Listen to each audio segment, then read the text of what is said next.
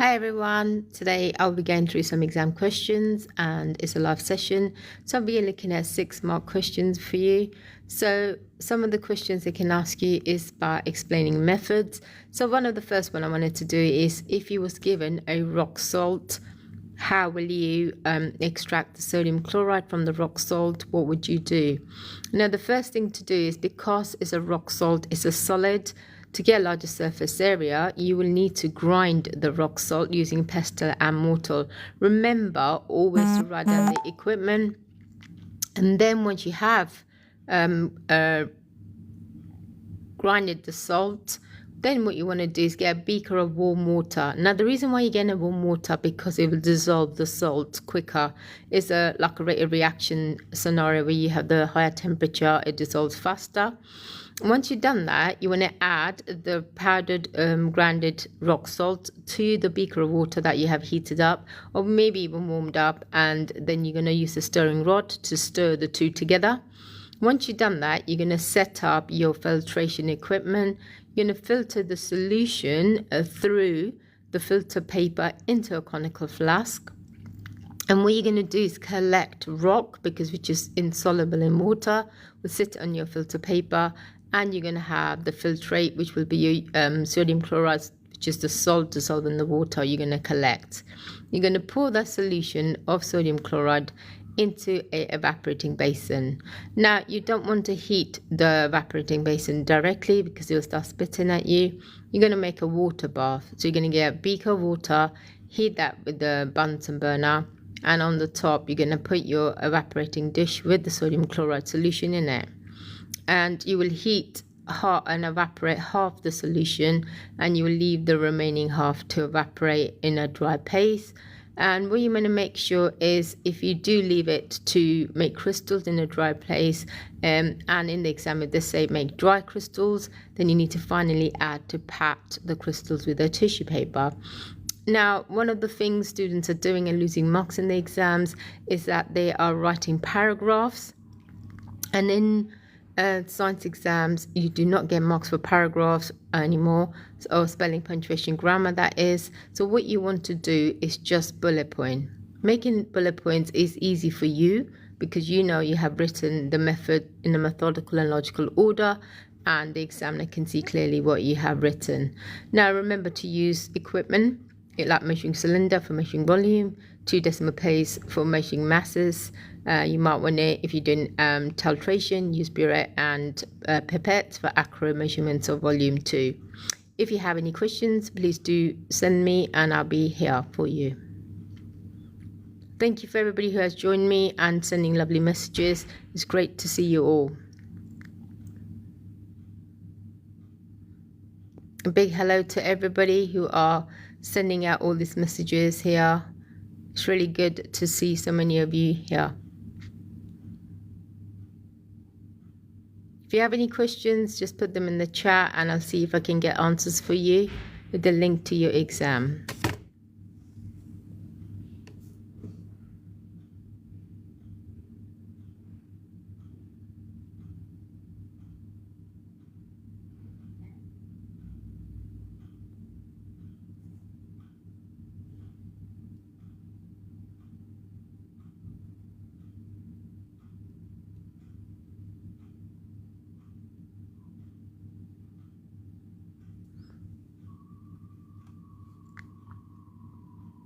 Okay, if you don't have any questions, then what we'll do is we'll look at different questions, and this time the question is going to be on pure and mixture substances. So how do you know if something is a pure mixture?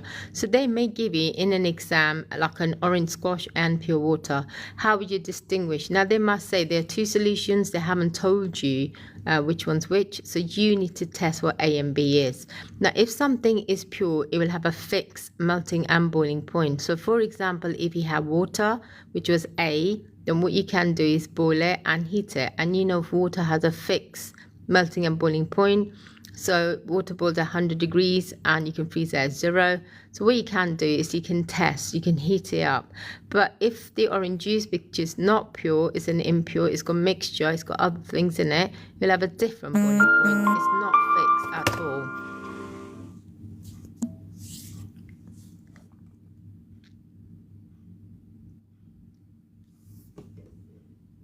If you have any other questions, please do put them in the chat. I'll try to answer them for you. Just remember, if you are promoting and trying to get to more material that are produced, remember to go to YouTube and log on to Pure Science Education. You will get lots of videos, lots of different papers where I've worked through live exam papers for you. I've done predicted papers on there too that will all help you pass your GCSE exams, and that applies from anybody who's sitting exams in year 9 to year 11.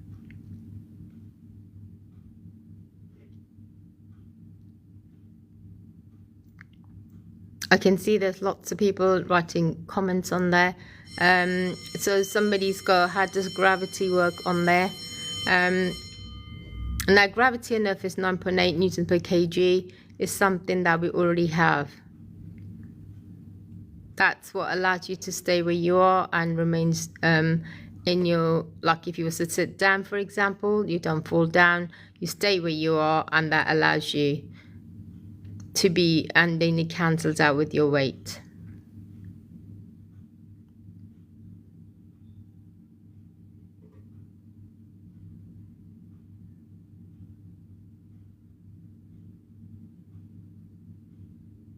Now, depending on where you are on different planets, you will have different gravity. So we on Earth have the highest gravity compared to any other planet. So you need to make sure you know your numbers when you're doing calculation, for example, if you're doing weight, and the gravity is really important here. If you have any other questions, keep writing and I'll try to answer them as they're coming through.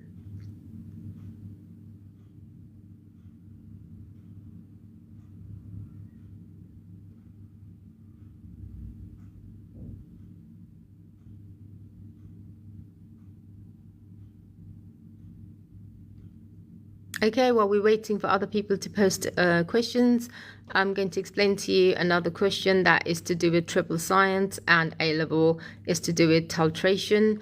And this is how do we carry out titration. Again, it's a required practical for 6 marks. You need to lay out your, the method methodically. And what you're going to do is explain that you're going to be using pipette, burette, an indicator, and what to do is to help yourself in an exam. What you want to do is draw a little diagram in a corner, and if it is labeled and to sketch, and if it's drawn properly, then what you can do, you can be given some scores and credit for that as well. And what you need to do is originally get a clamp stand. On the clamp, you're going to clamp your burette, and you're going to add, using a funnel on top of the burette, you're going to pour your base into the burette, and then you're going to get a conical flask in which you're going to use a glass pipette to deliver a fixed volume of 25 cm cube, and you're going to add an indicator. Now it's an acid-based titration. You're going to add a few drops of phenolphthalein, which will go from colorless to pink, and you place your conical flask on top of a white tile to see the difference, and this difference in color is called the end point. So this point is where the acid and base neutralizes, and you have made salt and water. So what you're going to do is, in your conical flask, you got a few drops of phenolphthalein. You're then going to open the burette and allow the alkali, the base which was in there, to neutralize the acid in the conical flask. Once you have seen a color change, then you know that the acid has been neutralized and solid water has been produced. You then need to record the volume of base you used to neutralize the acid. Now we do use the word base and alkali quite loosely, so one's soluble in water and the other isn't, so you know the difference. So you then get a rough reading. Once you got the first reading, that's a titer, that roughly tells you the volume you're going to need to neutralize the acid in the conical flask, and then you need to get 3 consecutive readings. They call coordinate results. You then calculate the mean, and then you will know how much acid has been used. You can also work this out before, because what you're going to do is you can have a balanced equation. You can work out the ratios, and if you know the volume of one, you can kind of work out if it's 1:2 ratio. So if you started with 25 and it's 1:2 ratio, that means you're going to need 50 of the other one. So that's another way of doing your 6 markers for titration.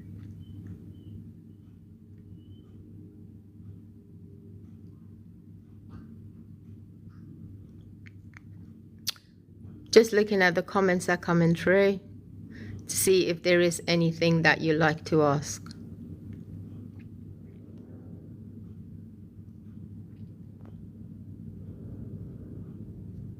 This is an educational site, so it'd be nice if students would put in comments that are relevant to this live session and ask questions that might help them get marks in GCSEs.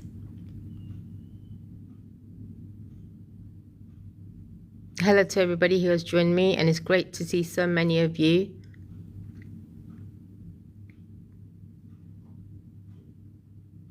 Somebody has asked a question, how do you neutralize a solution? Really good question, yeah. And the answer is how to neutralize a solution is best that you add a base or an alkali solution. So you are changing the acid plus base into alkali.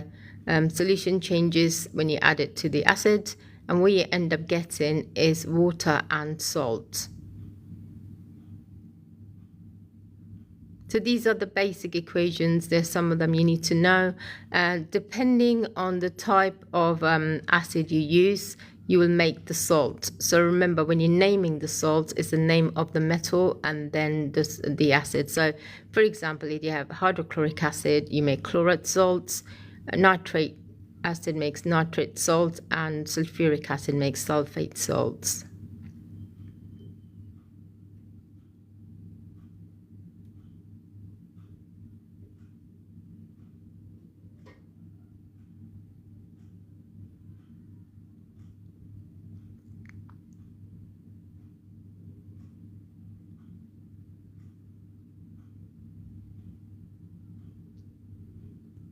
If you have any other questions, please carry on. So somebody's asked, what is thermal energy? So thermal energy is the energy that is produced when you have hot objects, so the heat is given off and there's a change in temperature.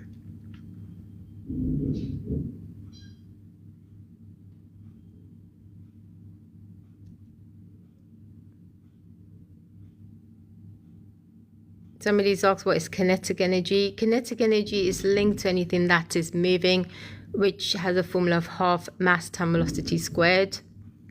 So anything that is moving will have a kinetic energy.